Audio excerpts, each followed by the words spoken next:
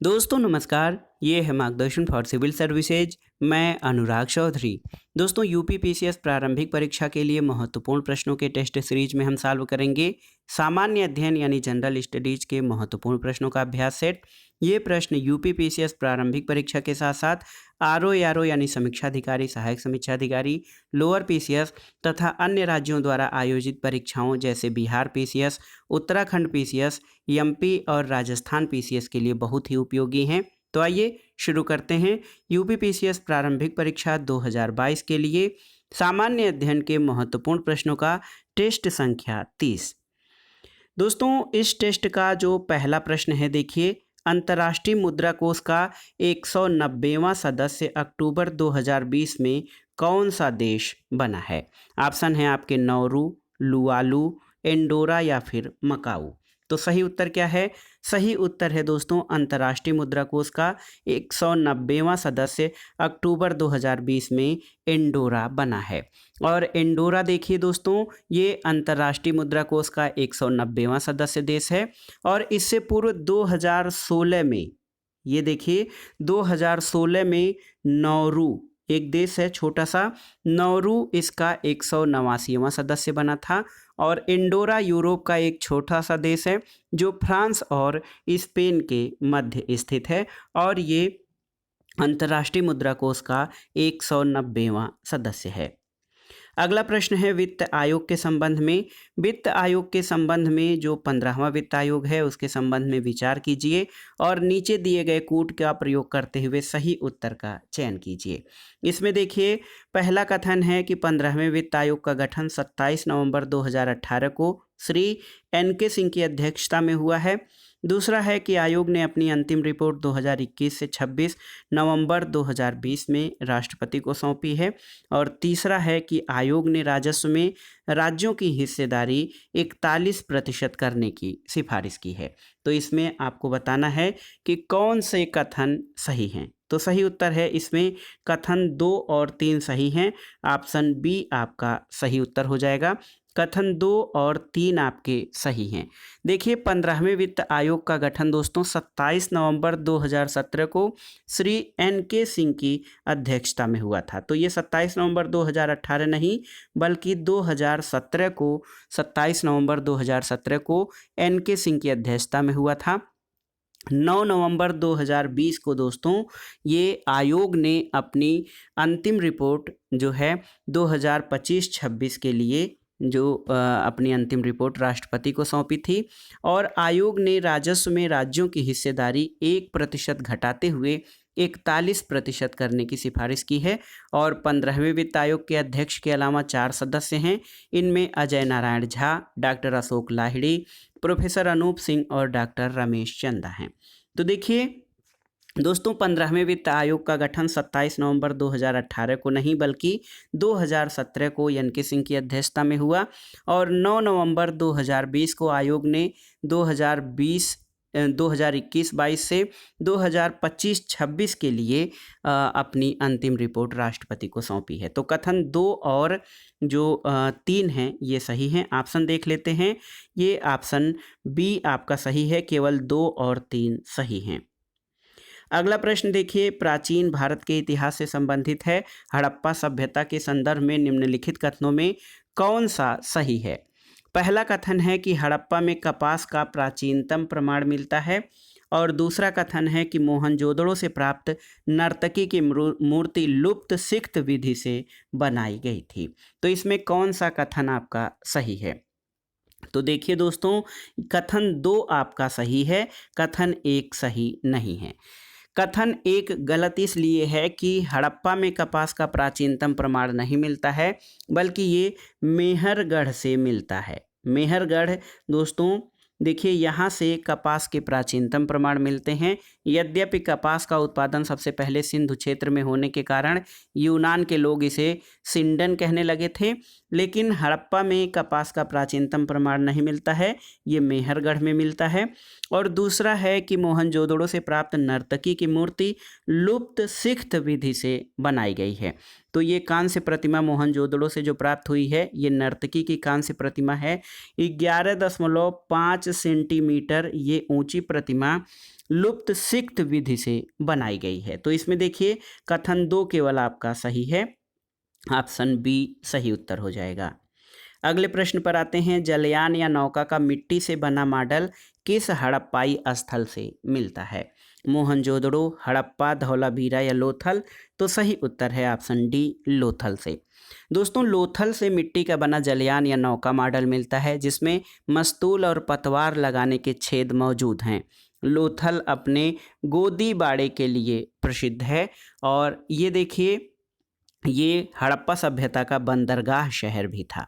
तो याद रखिएगा जलयान या नौका का मिट्टी से बना मॉडल लोथल से प्राप्त हुआ है। अगला प्रश्न है कि किस ताम्र पाषाणिक स्थल का प्राचीन नाम ताम्बवती था? आपको बताना है। आहार, गिलुंद, नौदा टोली या चंदोली? तो सही उत्तर है दोस्तों आहार का प्राचीन नाम ताम्बवती था, ऑप्शन ए सही उत्तर है। और इसका काल 2100 से 1500 ईसा पूर्व, देखिए 2100 से 1500 एडी यानी एन्नो डोमिनी, ये 1500 बीसी बिफोर क्राइस्ट, ये बीसी में मिला था। 2100 से 1500 ईसा पूर्व के मध्य आहार का प्राचीन नाम ताम्बवती है और ये राजस्थान की बनास घाटी के शुष्क क्षेत्र में स्थित है। तो आहार संस्कृति राजस्थान में स्थित है। इसको ताम्बवती या तांबे वाली जगह भी कहा जाता है। अगले प्रश्न पर आते हैं, निम्नलिखित में से कौन सा सुमेलित नहीं है? आहार राजस्थान, ये आपका सही सुमेलित है। इनाम गांव महाराष्ट्र, सही सुमेलित है। चिरांद बिहार, सही सुमेलित है। महिष दल गुजरात आपका सही सुमेलित नहीं है। महिष दल दोस्तों वेस्ट बंगाल में स्थित है और ये वेस्ट बंगाल के बीरभूम जिले में स्थित है। यहाँ से ताम्रपाषाणिक भांडों और औजारों के साक्ष्य प्राप्त होते हैं। तो ऑप्शन डी आपका सही सुमेलित नहीं है। और आप जानते हैं आहार राजस्थान की बनास घाटी, इनाम गांव महाराष्ट्र के पुणे जिले में और चिरांद आपका बिहार में स्थित है। अगला प्रश्न है, निम्नलिखित में से कौन से मध्य पाषाण युगीन स्थलों से पशु के साक्ष्य मिले हैं? देखिए बागोर, आदमगढ़, लंगनाज और दमदमा। तो इसमें देखिए बागोर और आदमगढ़ दोस्तों 1 और 2, बागोर और आदमगढ़ से यहाँ पर 6ठी सहस्राब्दी ईसा पूर्व के आसपास भेड़ और बकरियां रखे जाने के साक्ष्य मिले हैं। ऑप्शन बी आपका सही उत्तर हो जाएगा, केवल 1 और 2। दोस्तों पशुपालन के प्रमाण नवपाषाण काल में मिला जब कृषि और पशुपालन के प्रसार से मानव जीवन में स्थायित्व आया, लेकिन मध्य पाषाण युगीन स्थल बागोर और आदमगढ़ से भी पशुपालन के या पशुओं के साक्ष्य मिलते हैं। अगला प्रश्न है, निम्नलिखित कथनों में से कौन सा सही है? पहला कथन है कि भारत की पुरापाषाण युगीन सभ्यता का विकास होलोसीन काल में हुआ था और दूसरा कथन है कि अफ्रीका की अपेक्षा भारत में मानव बाद में बसे थे। तो इसमें आपको बताना है कौन सा कथन सही है। तो सही उत्तर केवल 2, कथन 2 आपका सही है, ऑप्शन बी सही उत्तर हो जाएगा। अफ्रीका की अपेक्षा मानव भारत में मानव बाद में बसे थे, तो ये आपका सही कथन है। देखिए भारत में पुरापाषाण युगीन सभ्यता का विकास प्लाइस्टोसीन काल या हिमयुग में हुआ था, हीलोसीन में नहीं। तो ये प्लाइस्टोसीन काल में भारत की पुरापाषाण युगीन सभ्यता का विकास हुआ था और ये क्वाटरनरी अवस्था का भाग है। इसके बाद होलोसीन काल का आरंभ होता है और ये कहा जाता है, ये माना जाता है वर्तमान शोधों के अनुसार कि अफ्रीका में भारत के पहले ही मानवों के बसने के साक्ष्य मिल गए थे। तो ये ऑप्शन 2 या कथन 2 आपका सही है, ऑप्शन बी सही उत्तर हो जाएगा। भारत की पुरापाषाण युगीन सभ्यता का विकास होलोसीन काल में नहीं बल्कि प्लाइस्टोसीन काल में हुआ था। अगला प्रश्न है, नवपाषाण काल के संदर्भ में निम्नलिखित कथनों में कौन से सही हैं? पहला कथन है कि भारत में शेष विश्व की तुलना में नवपाषाण काल देर से आया और दूसरा है कि दक्षिण भारत में शेष भारत की तुलना में नवपाषाण काल जल्दी आया। तो इसमें कौन सा कथन सही है? केवल एक कथन आपका सही है कि भारत में शेष विश्व की तुलना में नवपाषाण काल देर से आया। दोस्तों, विश्व के संदर्भ में नवपाषाण युग 9000 ईसा पूर्व से प्रारंभ हुआ, लेकिन भारतीय उपमहाद्वीप में प्राचीनतम नवपाषाण कालीन बस्ती जो है मेहरगढ़, ये 7000 ईसा पूर्व की है। इसलिए ये कहा जा सकता है कि भारत में नवपाषाण काल देर से आया शेष विश्व की तुलना में। तो ये कथन आपका सही हो जाएगा। और दूसरा है कि दक्षिण भारत में शेष भारत की तुलना में नवपाषाण काल जल्दी आया।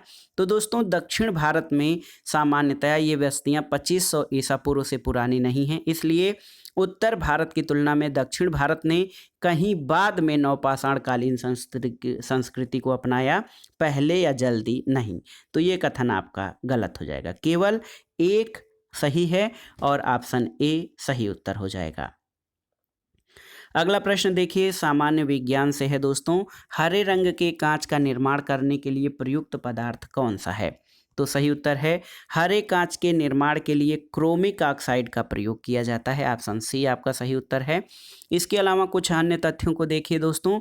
सिलेनियम ऑक्साइड से कांच में नारंगी लाल रंग, कैडमियम सल्फेट से पीला रंग और मैग्नीज डाइऑक्साइड से लाल रंग मिलाया जाता है। अगला प्रश्न है, निम्नलिखित में से कौन सा प्रोटोजोआ द्वारा नहीं होता है? ऑप्शन है मलेरिया, काला अजार, निद्रा रोग या सिस्टोसोमियासिस। तो सही उत्तर है ऑप्शन डी, सिस्टोसोमियासिस दोस्तों प्रोटोजोआ से नहीं होता है।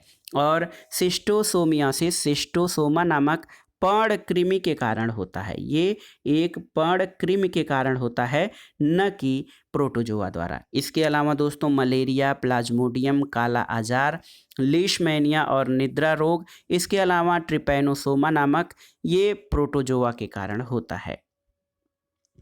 अगला प्रश्न है देखिए, असत्य फल का उदाहरण क्या है आपको बताना है। सेब, केला, स्ट्रॉबेरी या फिर अमरूद। तो सही उत्तर क्या हो जाएगा दोस्तों? असत्य फल इसमें सेब हो जाएगा। ऑप्शन ए सही उत्तर है, क्योंकि ऐसे फल जिसके निर्माण में बाह्य दलपुंज या पुष्पासन प्रतिभाग करते हैं उनको असत्य फल कहा जाता है। सेब और कटहल भी असत्य फल का उदाहरण है। अगला प्रश्न देखिए, सही सुमेलन करना है आपको सूची 1 का सूची 2 से। पहले सूची में देखिए पिक्रिक अम्ल से ट्राइनाइट्रोफिनाल, पिक्रिक अम्ल को ट्राइनाइट्रोफिनाल कहा जाता है। ए का दूसरा हो जाएगा। नोबल तेल दोस्तों, ये ट्राइनाइट्रोग्लिसरीन को नोबल तेल कहा जाता है।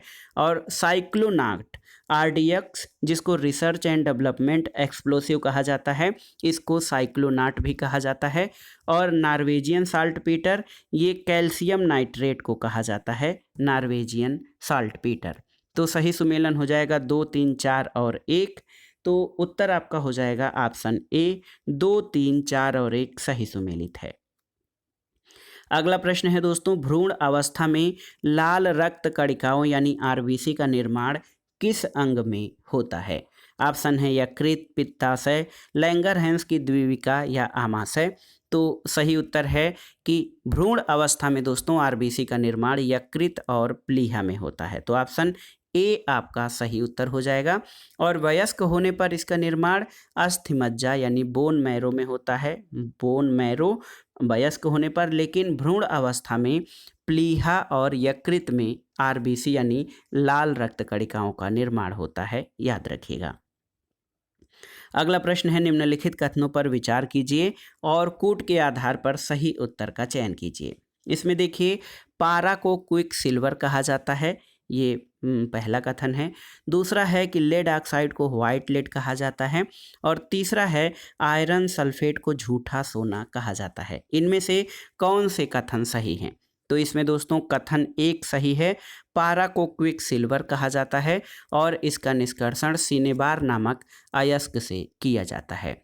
दोस्तों लेड ऑक्साइड को नहीं बल्कि lead carbonate PbCO3, lead carbonate को व्हाइट लेड कहा जाता है। तो ये आपका गलत हो जाएगा, लेड ऑक्साइड को नहीं कहा जाता। इसके अलावा आयरन सल्फेट को नहीं बल्कि आयरन पायराइट्स FeS2, इसको आयरन पायराइट्स कहा जाता है। इसको सफ़ेद सोना या मूर्खों का सोना कहा जाता है। तो आयरन सल्फेट को नहीं बल्कि आयरन पायराइट्स को कहा जाता है। तो इसमें केवल कथन एक सही होगा। ऑप्शन बी आपका सही उत्तर हो जाएगा। पारा को क्विक सिल्वर कहा जाता है, लेड कार्बोनेट को व्हाइट लेड कहा जाता है और आयरन पायराइट्स यानी FeS2 को झूठा सोना कहा जाता है। अगला प्रश्न है दोस्तों, निम्नलिखित में से किसे स्ट्रेंजर गैस कहा जाता है? नियान, जिनान, हीलियम और रेडान। तो सही उत्तर कौन सा हो जाएगा? सही उत्तर है आपका जिनान, ऑप्शन बी। देखिए, जिनान को स्ट्रेंजर या अजनबी गैस कहा जाता है और ये हवा से भारी होती है, जल में घुलनशील होती है और ये सर्वाधिक यौगिक बनाने वाली अक्रिय गैस है। तो याद रखिएगा, स्ट्रेंजर गैस जिनान को कहते हैं। अगला प्रश्न है कि बेरी बेरी रोग किस विटामिन की कमी से होता है? रेटिनॉल, थायमिन, कैल्सीफेरॉल या राइबोफ्लेविन। तो उत्तर है दोस्तों, बेरी बेरी रोग थायमिन की कमी से होता है और थायमिन विटामिन B1 का रासायनिक नाम है। इसकी प्राप्ति कहाँ से होती है? मूंगफली, तिल, अंडा और सब्जी आदि विटामिन B1 के प्रमुख स्रोत हैं। तो याद रखिएगा, बेरी बेरी रोग विटामिन B1 या थायमिन की कमी से होता है। अगला प्रश्न है कि निम्नलिखित में कौन से रोग में लाल रुधिराणु बनने बंद हो जाते हैं? यानी कौन सा ऐसा रोग है जिसमें RBC बनना बंद हो जाता है? ऑप्शन है थैलीसीमिया, ल्यूकीमिया, सीजोफ्रेनिया या हीमोफीलिया। तो सही उत्तर है दोस्तों, ये है थैलेसीमिया। देखिए, थैलेसीमिया रोग में RBC का निर्माण बंद हो जाता है और आप जानते हैं कि ल्यूकेमिया रक्त कैंसर का प्रकार है, सीजोफ्रेनिया मानसिक विकृति है और हीमोफीलिया एक आनुवांशिक रोग है जिसमें रक्त का थक्का नहीं जमता है। तो याद रखिएगा, थैलेसीमिया रोग में लाल रक्त कणिकाओं का निर्माण बंद हो जाता है। अगला प्रश्न है कि निम्नलिखित कथनों पर विचार कीजिए। पहला कथन है कि भारत द्वारा अपना पहला भूमिगत नाभिकीय परीक्षण 11 मई 1998 को पोखरण में किया गया और दूसरा कथन है कि इस परीक्षण का आधिकारिक कोड ऑपरेशन शक्ति था। तो देखिए दोस्तों, दोनों ही कथन आपके सही नहीं है। देखिए, न तो एक न दो। तिथियां याद रखिएगा। भारत द्वारा अपना पहला भूमिगत नाभिकीय परीक्षण ये 18 मई 1974 को किया गया था। तो 98 को नहीं किया गया था। दोस्तों देखिए, भारत द्वारा अपना पहला भूमिगत नाभिकीय परीक्षण 18 मई, इसको आप ऐसे कर सकते हैं, 18 मई 1974 को किया गया था भारत द्वारा अपना पहला परीक्षण और इस परीक्षण का आधिकारिक कोड स्माइलिंग बुद्धा था। और पोखरण में 1998 में जो दोबारा से नाभिकीय परीक्षण किए गए थे 11 और 13 मई 1998 को, उसका आधिकारिक कोड ऑपरेशन शक्ति था। तो याद रखिएगा दोस्तों, भारत द्वारा अपना पहला भूमिगत नाभिकीय परीक्षण ये 18 मई 1974 को किया गया था और दूसरा है कि 1974 में जो परीक्षण किया गया था उसका कोड नेम स्माइलिंग बुद्धा था, ऑपरेशन शक्ति नहीं था। तो इसमें कोई भी कथन आपका सही नहीं होगा। अगला प्रश्न है, भूपर्पटी में सर्वाधिक पाया जाने वाला तत्व कौन सा है? तो आप जानते भी हैं, भूपर्पटी में सर्वाधिक मात्रा में ऑक्सीजन 46.8% पाया जाता है। ऑप्शन डी आपका सही उत्तर है। सिलिकॉन 27.7%, एल्यूमिनियम 8.3 और कार्बन 0.6% पाया जाता है। अगला प्रश्न है, सूची 1 का सूची 2 से सुमेलन करिए और दिए गए कूट के आधार पर सही उत्तर का चयन कीजिए। अयस्क और इनके धातुओं का मिलान कराना है आपको। देखिए, ग्लाब्राइट ये सोडियम का अयस्क है, कार्नेलाइट पोटेशियम का अयस्क है। देखिए, कीजेराइट मैग्नीशियम का और फ्लोस्पार ये कैल्शियम का अयस्क है। तो सही मिलान हो जाएगा ए का पहला, बी का दूसरा, सी का तीसरा और डी का चौथा। तो ऑप्शन ए आपका सही उत्तर हो जाएगा। अगले प्रश्न पर आते हैं, निम्नलिखित में से सर्वाधिक घनत्व वाली धातु कौन सी है? सोना, पारा, प्लेटिनम और चांदी में सर्वाधिक घनत्व वाली धातु कौन सी है? तो सही उत्तर है सबसे अधिक घनत्व प्लेटिनम का होता है, ऑप्शन सी आपका सही उत्तर है। उसके बाद सोना, पारा और चांदी का घनत्व आता है। तो सबसे अधिक घनत्व वाली धातु इसमें प्लेटिनम है, उसके बाद सोना, पारा और फिर चांदी का स्थान है। अगले प्रश्न पर आते हैं। सूची 1 को सूची 2 से सुमेलित कीजिए और दिए गए कूट से सही उत्तर का चयन करिए। इसमें उपनिषद और उनसे संबंधित वेदों का मिलान आपको करना है। बृहदारण्यक, ये बृहदारण्यक उपनिषद यजुर्वेद से संबंधित है, तो याद रखिएगा बृहदारण्यक यजुर्वेद से। मांडुक्य उपनिषद अथर्ववेद से संबंधित है। कौशितकी जो उपनिषद है वो ऋग्वेद से संबंधित है और छांदोग्य उपनिषद ये आपका सामवेद से संबंधित है।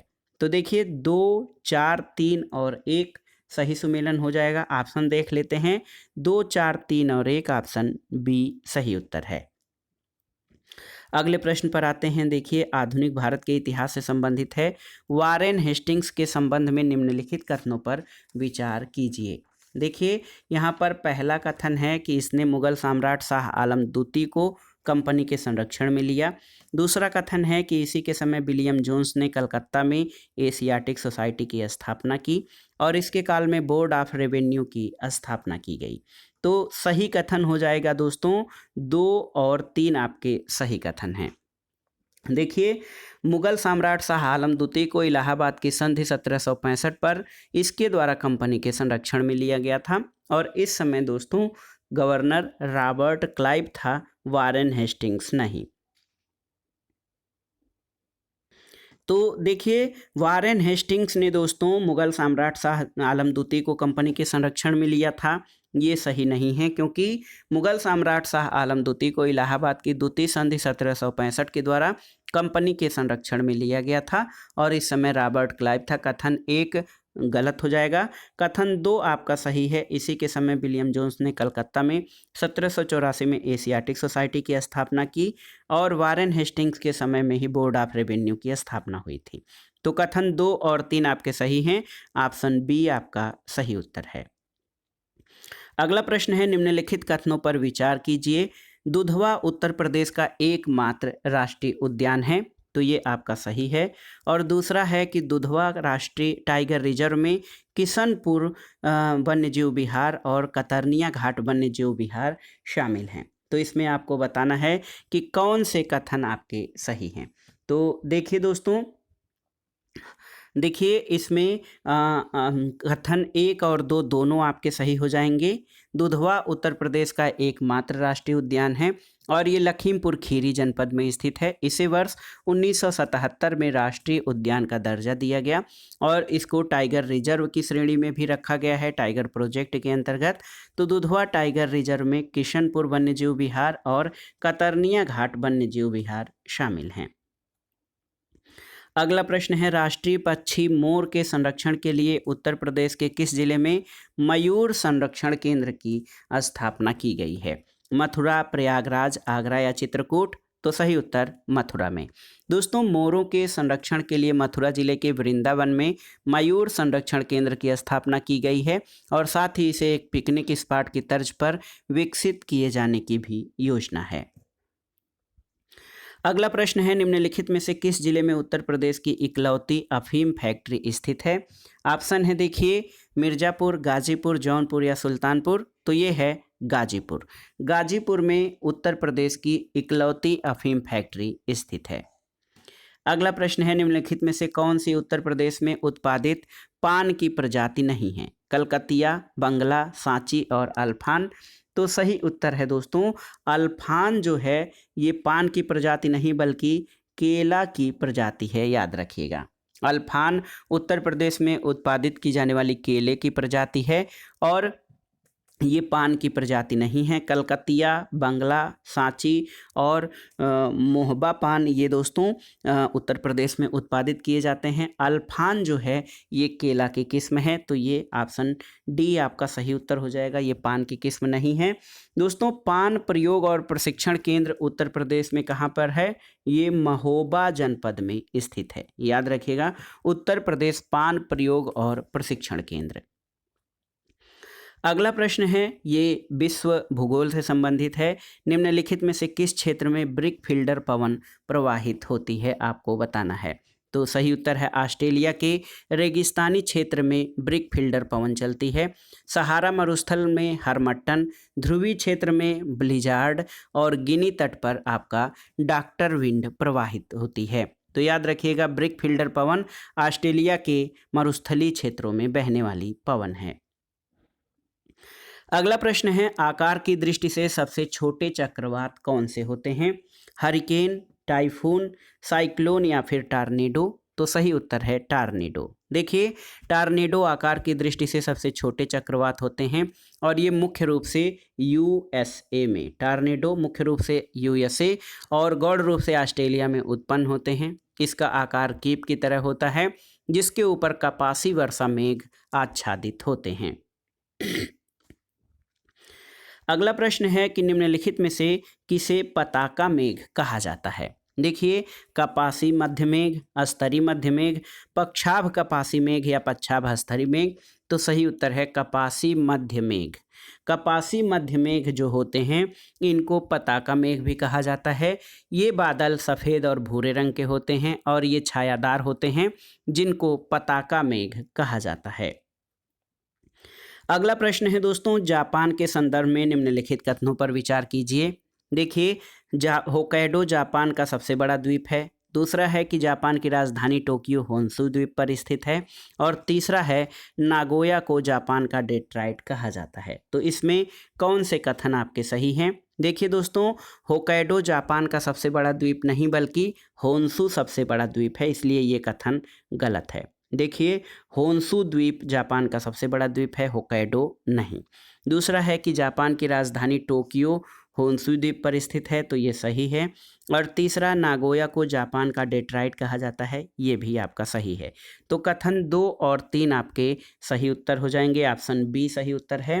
दोस्तों, होक्काइडो जापान का सबसे बड़ा द्वीप नहीं बल्कि होन्शु जापान का सबसे बड़ा द्वीप है। होन्शु द्वीप पर ही जापान की राजधानी टोक्यो है और इसी द्वीप पर जापान का सबसे बड़ा मैदान क्वांटो है।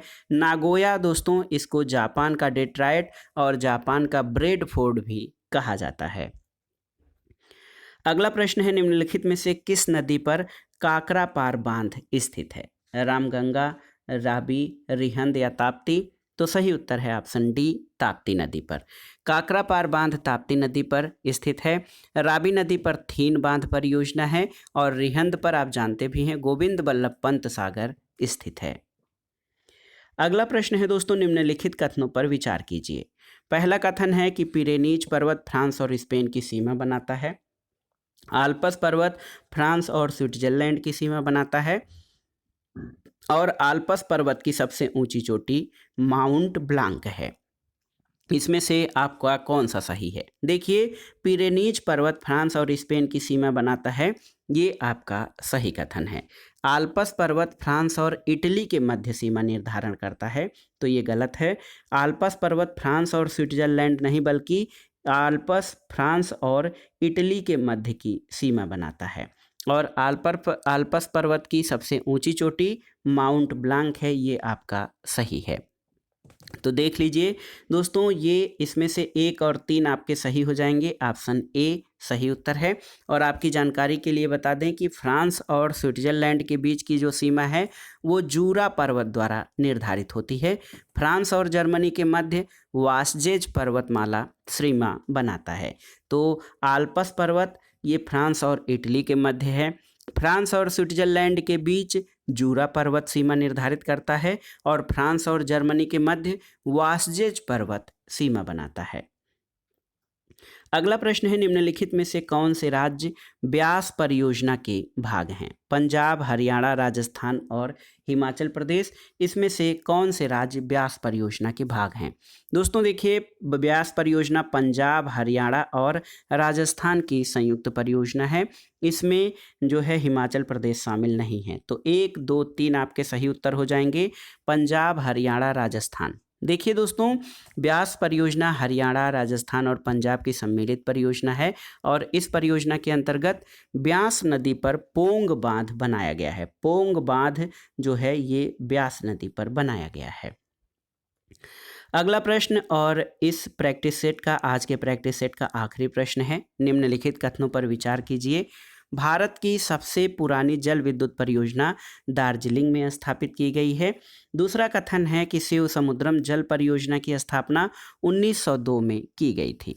तो इसमें से आपको बताना है सही कथन क्या है। दोस्तों पहला और दूसरा दोनों ही सही कथन है।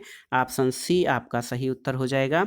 भारत की सबसे पुरानी जल विद्युत परियोजना दार्जिलिंग के सिद्रपोंग में 1897 में स्थापित की गई थी। तो ये सही उत्तर हो जाएगा। सही कथन है, भारत की सबसे पुरानी जल विद्युत परियोजना दार्जिलिंग के सिद्रपोंग में स्थापित की गई थी और 1902 में शिव समुद्रम जल परियोजना की स्थापना कर्नाटक में कावेरी नदी पर की गई थी। तो ये भी कथन आपका सही है। दोनों ही कथन आपके सही हो जाएंगे। ऑप्शन सी 1 और 2 दोनों ही सही हैं। तो दोस्तों ये था आज का टेस्ट श्रृंखला जिसमें हमने यूपीपीसीएस प्रारंभिक परीक्षा 2022 के लिए सामान्य अध्ययन के महत्वपूर्ण प्रश्नों को सॉल्व किया। ये प्रश्न स्तरीय प्रकार के हैं और इसी लेवल के प्रश्न यूपीपीसीएस प्रारंभिक परीक्षा में पूछे जाते हैं, इसलिए आप इन प्रश्नों को तैयार कर लीजिएगा। अगर किसी प्रश्न में कोई कन्फ्यूजन हो या किसी डेटा में कोई आपको असमंजस की स्थिति हो तो आप हमें कमेंट बॉक्स में ज़रूर लिखिएगा। हम उसको दूर करने का, संदेह और शंका को दूर करने का प्रयास करेंगे। वीडियो आपको कैसा लगा हमें कमेंट बॉक्स में ज़रूर बताइएगा। वीडियो को लाइक करें, शेयर करें और इस चैनल मार्गदर्शन फॉर सिविल सर्विसेज को सब्सक्राइब करें। वीडियो देखने के लिए धन्यवाद दोस्तों। नमस्कार।